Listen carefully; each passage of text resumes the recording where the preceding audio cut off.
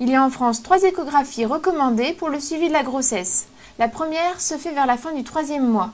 La première échographie est importante sur le plan d'abord de confirmer l'évolutivité de la grossesse, de confirmer le nombre d'embryons, de s'engager dans tout le dépistage de trisomie 21. Et puis également, au premier trimestre, on peut déjà avoir une étude morphologique assez détaillée de l'embryon et avoir accès à un certain nombre de pathologies sévères.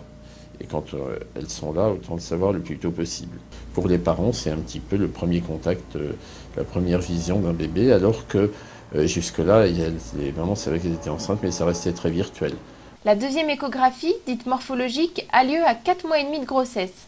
C'est une échographie très détaillée,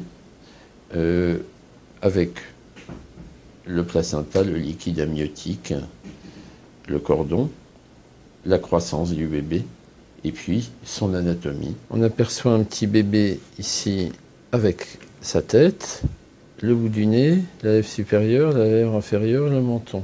On a regardé ce qu'il faut regarder habituellement et tout va bien.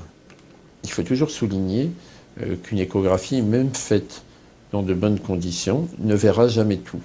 La dernière échographie a lieu vers 7 mois et demi. Elle permet de contrôler le bien-être du bébé et de préparer la naissance. Et puis l'échographie du 3e trimestre, très bien.